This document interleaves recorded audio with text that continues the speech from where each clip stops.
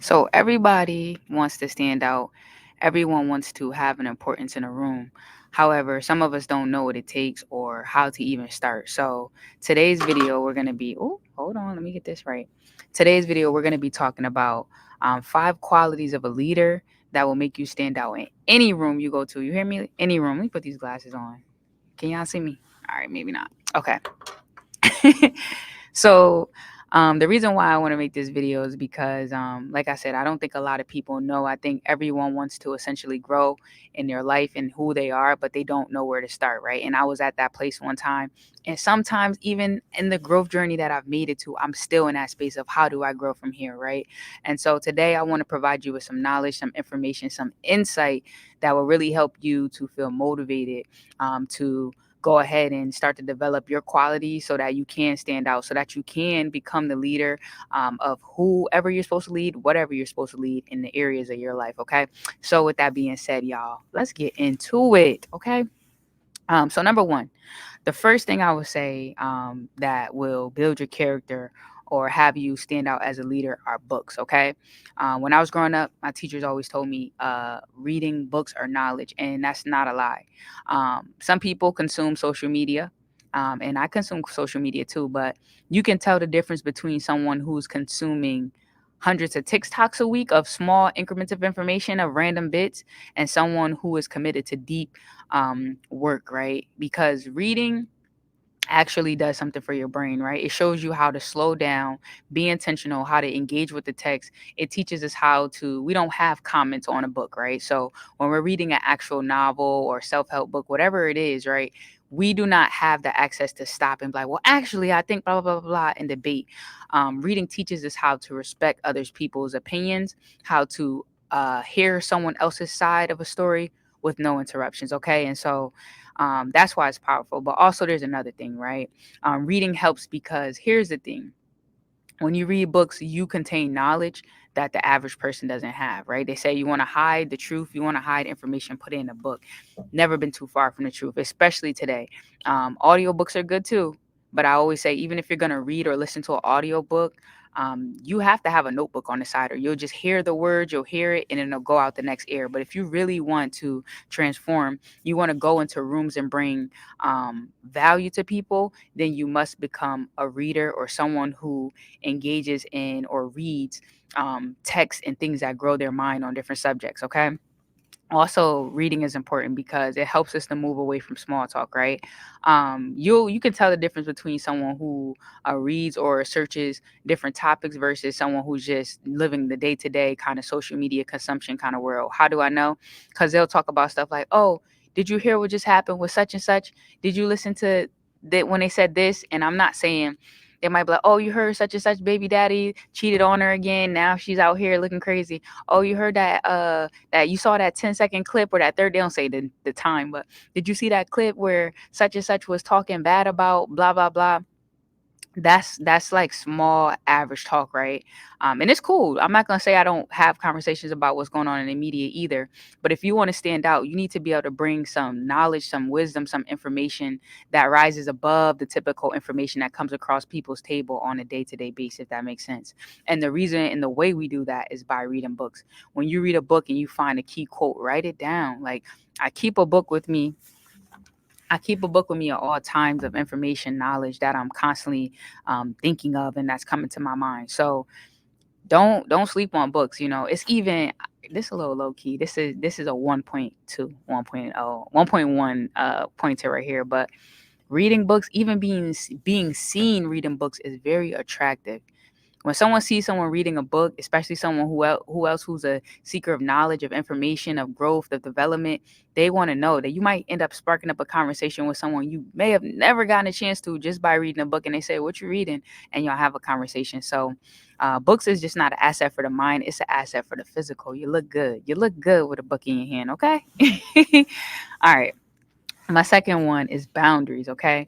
Most people don't have boundaries. Okay. That's why the world is the way it is today. That's why we have toxic culture, right? Because people allow anything to go on, right? And also because having boundaries is frowned upon a little bit. What do I mean?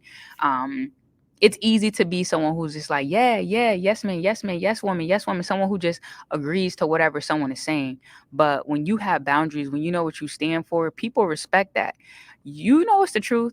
People, you can't even see how much someone respects you until you have a boundary, right? Most people are afraid to have boundaries because they think that they'll lose respect, they'll lose admiration. In some cases, they will, because someone's mad they don't have access to them showing up in that way.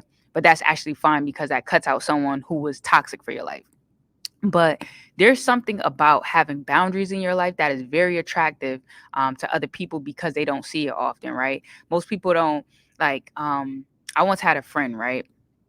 And he was like, I respect you. And you know what? Shout out to him. Shout out to Chris. He really he gave me some gems that really like made me think like, wow, I realized like this isn't really a popular thing because we're afraid of rejection, but it's powerful. So he was like, I really respect you because you're a different kind of woman, right? And I'm like, what do you mean? He was like, you have boundaries for yourself. The average person, the average woman, but really just even a male too, do not have boundaries for themselves. What do I mean? For example, there's a standard when you come around me. I'm not telling you how to live your life, but when you come into my life, into my space, there's a standard, right? Just a quick example. Um, if someone smokes cigarettes or something like that, you are not getting in my car with a cigarette or uh, um, what is it, backwood, any of that, none of that. I don't like my car smelling like that, right? Some people, because they have their friends, they like, all right, it's my friends, I'll let them come on in, and they just let them run over them, right? And it looks like a small boundary, it's not that serious, but then those people see they could run over you in that area. The next thing you know, they like, oh, they might show up late or not show up, and they know they can run over you in that area. Before you know it, you have people treating you the way they want instead of the way that you require, because you set boundaries and taught people how to treat you the way you would like to be treated, right? And then people end up with frustration. So boundaries is really a great way to avoid that, to get around that, is by knowing what are your standards, what do you stand for, what do you tolerate, what will you absolutely not tolerate, and then moving forward with that. Okay. And it's attractive because people will see that they'll go through the world of like just running over people. You ever see somebody like, even it could, I seen adults like this, I seen adults in their 40s, their 50s still doing this. You could tell they don't want to do something, but they don't want to make someone feel bad. So they're just like, okay, well, yeah, I see, right? Just kind of setting their boundaries. But what I've learned is that when you set boundaries, you actually encourage the people in your life to rise, to become better too, right?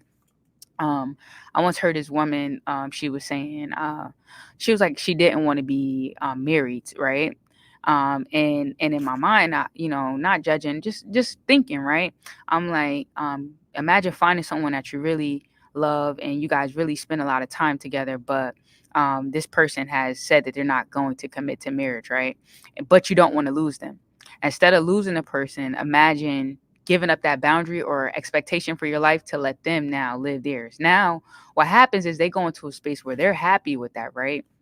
And they're like, okay, like I'm gonna stay here. I don't have to get married. Life is good for me. And the other person is stuck to compromise, right? And they're like, dang, I really wanted this, but I'll settle because I don't want to lose them. However, what I learned in life, y'all, is that when you say, listen, I like you, love you, want to be with you, but I don't think that our goals align, right? I think that I would like to get married. I would like to walk down the aisle one day. I want to make this official. I want to experience this, and I really wanted to do it with you, but I really respect your boundaries for yourself, but I also got to respect mine. So I'm going to take some time. And I think that, I'm going to go my way and maybe find what I like, and then also give you an opportunity to find what you will find. What I find is in most cases, that person will do two things. They will either say, fine, you're right, I'm not offering it, and you don't waste your time, and you end up having a happy ending of getting someone who will do what you would like and has the same goals as you.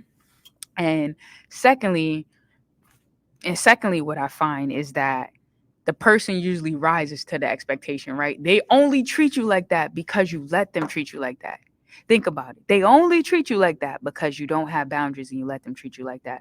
So this works in so many different areas. Like sometimes we hold on to people, to places, to things because we feel like we'll just have to settle for the way they want it, because we don't want to lose them. But sometimes when we say, you know what, these are my values, these are my boundaries, I stand on them, I'm not moving them, then you end up releasing people from your life who don't need to be there, or encouraging someone to change and really make that growth so that they are able to become what you need. So don't ever underestimate the power of boundaries. Okay, number two, health.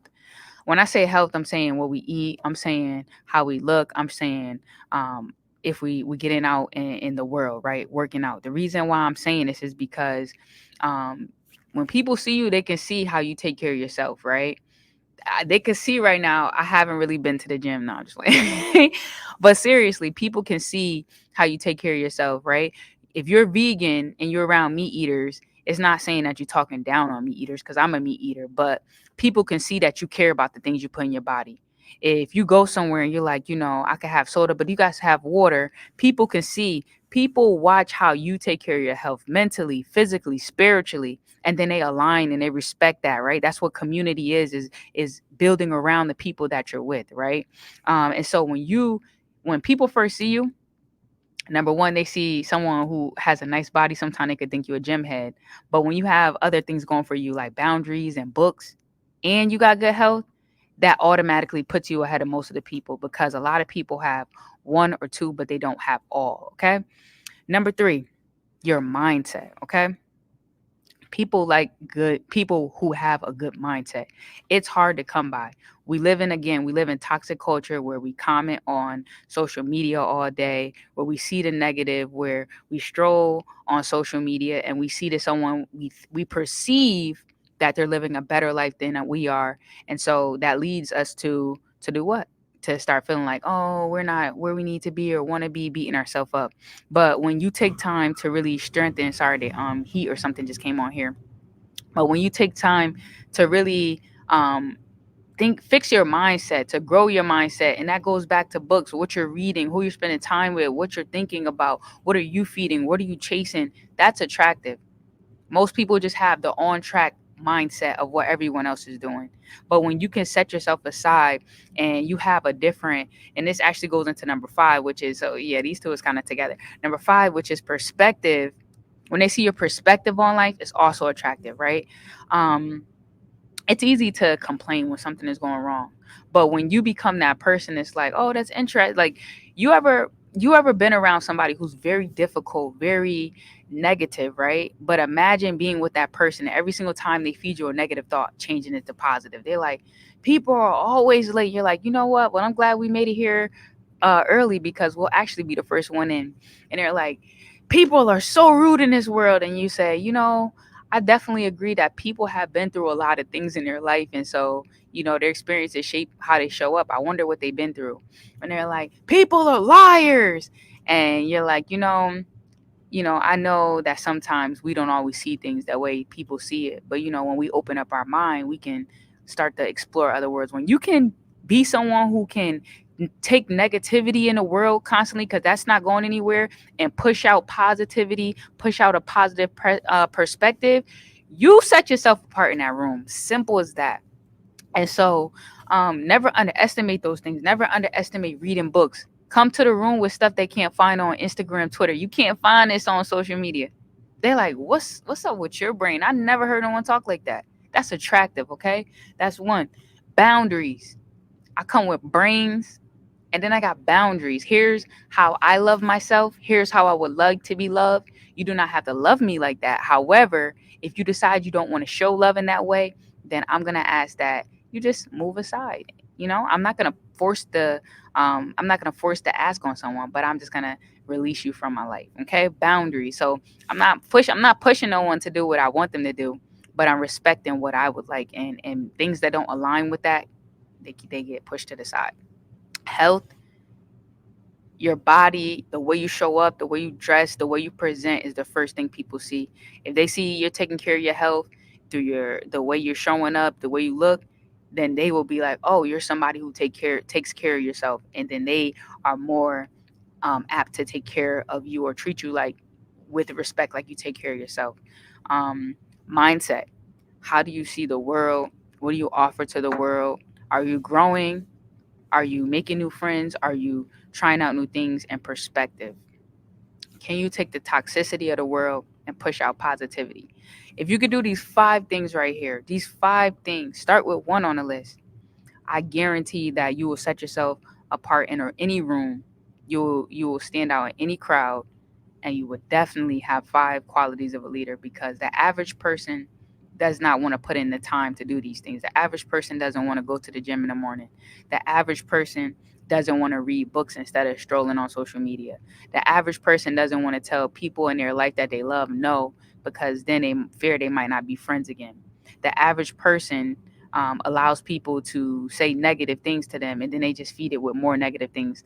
Dang, she looked crazy that day. I know, right? She always looking a mess. And like, no, that ain't happening over here. And people will be like, you different. And your mindset, how are you growing? So those are 5 things that I wanted to give you guys. I hope you enjoyed this video, y'all, because I'm enjoying this content. No, but seriously, I'm just getting in the groove of this, and I'm really falling in love with this process. So I gotta go because I have a meeting for in about 5 minutes I need to prepare for. But I just had to get up here and share that information today. So y'all, I love y'all. Keep growing. No, you're not alone. Subscribe down below. Like this video. Comment which quality you about to start working on. And I'm going to holla at y'all soon. Peace, y'all. Love y'all. I'm out.